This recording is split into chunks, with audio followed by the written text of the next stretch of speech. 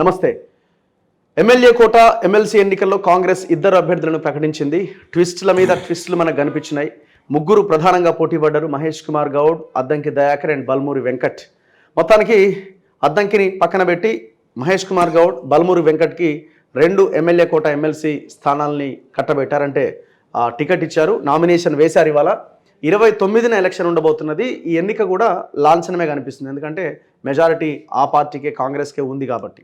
So ప్రస్తుతం నా ముందు మహేష్ కుమార్ గౌడ్ గారు ఉన్నారు, ఎమ్మెల్సీగా పోటీ చేస్తున్న నాయకులు. నమస్తే మహేష్ కుమార్ గౌడ్ గారు. ఇప్పుడు మీరు పార్టీ వర్కింగ్ ప్రెసిడెంట్గా కూడా ఉన్నట్టున్నారు. సో ఎంత కష్టపడాల్సి వచ్చింది ఈ ఎమ్మెల్సీ టికెట్ రావడం కోసం, నామినేషన్ వేసేంత వరకు? కష్టపడడం ఒకవైపు, కష్టపడిన తర్వాత ఏదైనా సాధించాలంటే కొద్దిగా ఎక్సర్సైజ్ చేయాల్సిన అవసరం ఉంటుంది. కాంగ్రెస్ పార్టీ మహాసముద్రం, గొప్ప పార్టీ కూడా. మేమంతా ఇన్నేళ్ళు, దాదాపు 35-40 ఏళ్ళు పార్టీని పట్టుకున్నామంటే ఒక మూల సిద్ధాంతాలు బట్టి, పునాదులు గట్టివి, ప్రజాస్వామ్య లౌకికవాద పునాదులు కాబట్టి పట్టుకొని ఉన్నాం. కానీ కొన్ని సందర్భాల్లో జరగకుండా సంఘటనలు జరుగుతూ ఉంటాయి. కాంగ్రెస్ పార్టీ అది ఆ గొప్పతనం. సో ఇవాళ నాకు ఎమ్మెల్సీ సీట్ వచ్చింది అంటే 40 ఏళ్ళ శ్రమ. గతంలో 2 సార్లు ఎమ్మెల్యేగా పోటీ చేసే అవకాశం వచ్చినా యాంటీ వేవ్లో చేసాం, రాలేకపోయాం. మొదటిసారి చట్టసభలో పోయే అవకాశం కాంగ్రెస్ పార్టీ నాకు అవకాశం ఇచ్చింది. పెద్దలు ఖర్గే గారు, రాహుల్ గాంధీ గారు, సోనియా గాంధీ గారు, కేసీ వేణుగోపాల్ గారు, మా ముఖ్యమంత్రి రేవంత్ రెడ్డి గారు, భట్టి గారు, అన్నిటికీ మించి ఆర్గనైజేషన్ మీద బాగా పట్టున్నట్టు దీపాదాస్ మున్షి గారు. సో మహేష్కి ఇస్తే సరైన సమాచారం, సరైన మెసేజ్ కార్యకర్తల్లో పోతుంది అన్నటువంటి ఒక ఉద్దేశంతో నన్ను సెలెక్ట్ చేయడం జరిగింది. చట్టసభలో ఈ అవకాశం గొప్ప అవకాశం. డెఫినెట్గా ఈ అవకాశాన్ని సద్వినియోగం చేసుకుంటాం. ప్రజా సమస్యల్ని సరైన రీతిలో ప్రతిబింబించాలనేదే నా ఉద్దేశం. నేను రాజకీయాలు రావడానికి కూడా అదే కారణం. మీ పేరు వచ్చిందా, ముందు నుంచి ఉన్నదా? మొదటి నుంచి కూడా కన్సెషన్ ఉంది.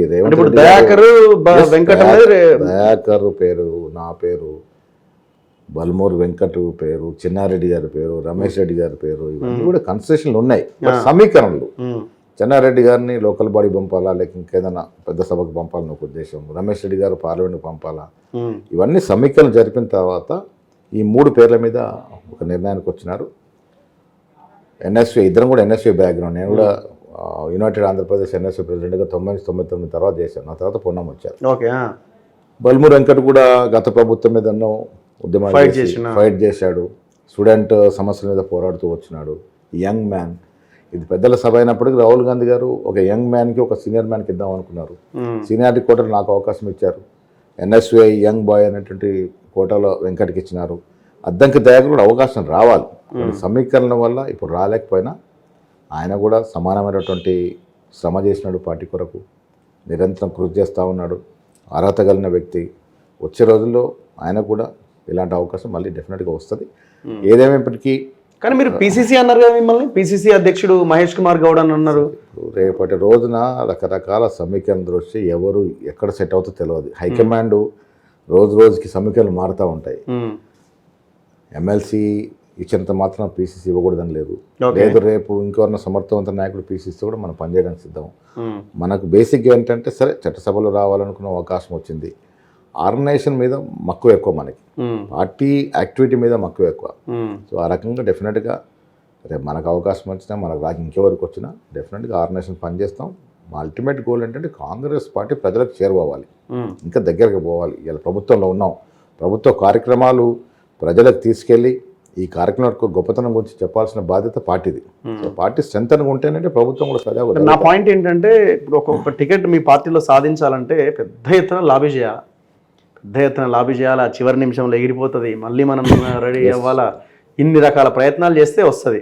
సో మీరు ఒక బీసీగా మీకు అవకాశం దక్కింది అని అంటే, సో ఎవరి కోటరీ నుంచి మీరు బయలుదేరారు? సరే, మీరు చాలా సీనియర్ లీడర్, 40 ఏళ్ళ ఎక్స్పీరియన్స్ ఉంది మీ పార్టీలో.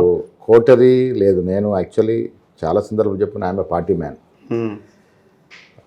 నాకు అందరూ మద్దతు పలికారు.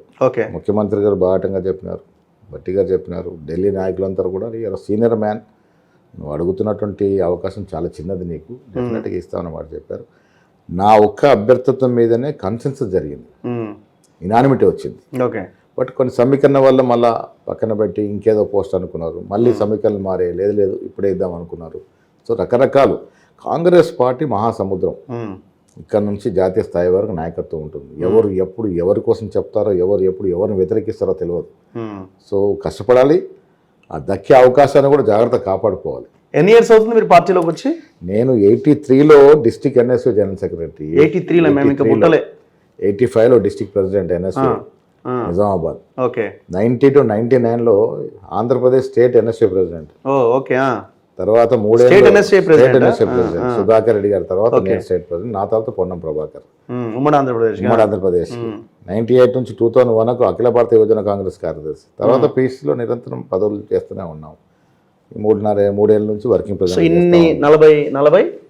40 ఏళ్ళ దాంట్లో ఎప్పుడు అవకాశాలు రావాలి. 40 ఏళ్ళ దాంట్లో బ్యాడ్ ఏంటంటే నాకు 2 సార్లు పార్టీ అవకాశం ఇచ్చింది. 94లో ఇచ్చింది.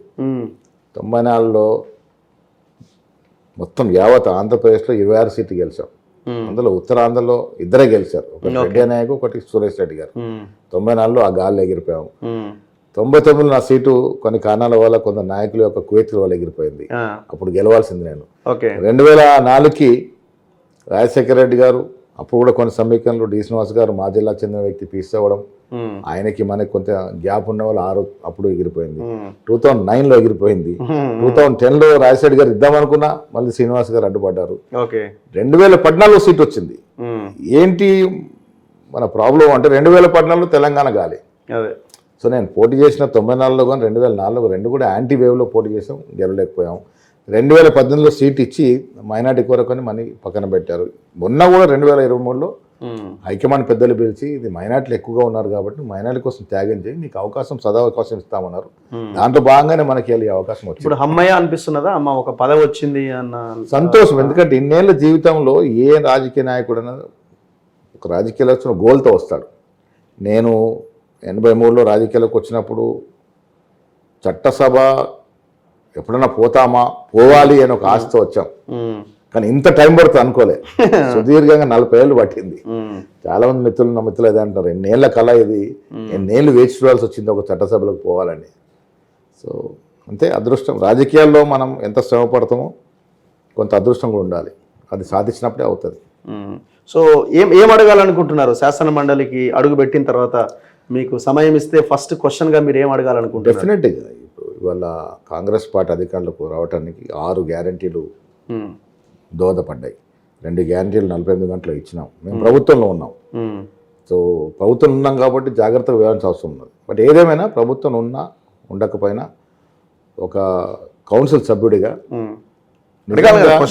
వివిధ ప్రజలు అనుభవిస్తున్నటువంటి కష్టాలని ప్రతిబింబించాల్సిన అవసరం ఉన్నది. సో డెఫినెట్గా ఎక్సర్సైజ్ చేస్తాను. మొదట నా జిల్లాకు ప్రాధాన్యత ఉంటుంది. ఆ తర్వాత ఇవాళ బీద ప్రజానీకం కొట్టుమిటాడుతున్న ప్రధాన సమస్య మీద ఉంటే ఆ ప్రశ్నే మొదలుగా వేస్తాను నేను. సో ఇంకొకటి పొలిటికల్ యాంగిల్ విషయానికి వస్తే, దయాకర్కి ఈ సీటు రాకపోవడం వెనకాల ఏమైనా పొలిటికల్ కుట్ర ఉందా? మీ పార్టీలో కుట్ర జరిగిందా? కుట్ర ఏం లేదంటే దయాకర్ నల్గొండ జిల్లాలో ఉన్న మిగతా నాయకులతో అది సార్ ఆనాడు మాట్లాడిన మాట అవన్నీ అయిన తర్వాత ఆయన కన్సెషన్కి వచ్చాడు. అవన్నీ జరిగిన తర్వాత కన్సెషన్కి వచ్చినాడు. బట్ కొన్ని సమీకరణలు అంటే ఆయన సామాజిక వర్గానికి చెందినటువంటి వ్యక్తులకి ఇప్పటికి స్పీకర్గా ఉన్నారు, డిప్యూటీ సీఎం ఉన్నారు, మరో మారిస్తాంలే అన్నటువంటి ఒక అవకాశం తీసుకున్నారు. దయాకర్ని పక్కన పెట్టే సమస్య లేదు. నెక్స్ట్ ఏ అవకాశం వచ్చినా దయాకర్కి డెఫినెట్గా అవకాశం ఇస్తారు. సమీకరణల వల్ల నాకు కానీ వెంకట్ కానీ వాళ్ళు వచ్చింది.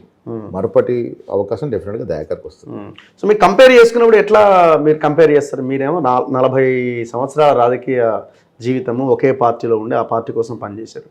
ఇంకొక వైపున వెంకట్ ఇప్పుడే కొత్తగా 31 సంవత్సరాలు ఆయన ఏజ్, ఆయన ఇప్పటికీ ఎమ్మెల్సీ కౌన్సిల్.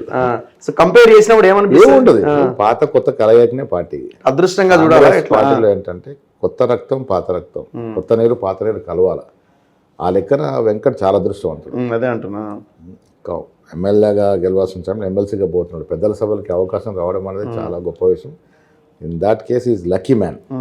బట్ కష్టపడ్డాడు. స్టూడెంట్ ఉద్యమంలో చాలాసార్లు కష్టపడ్డాడు, దెబ్బలు తిన్నాడు, జైలుకి వెళ్ళాడు.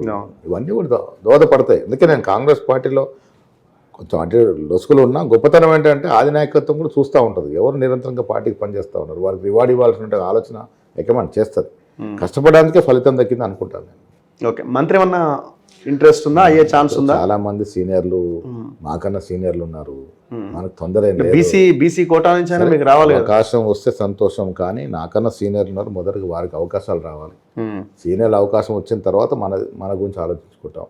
కౌన్సిల్ రావడం మహాభాగ్యం. ఫస్ట్ ఈ అవకాశం సద్వినియోగం చేసుకుంటాం.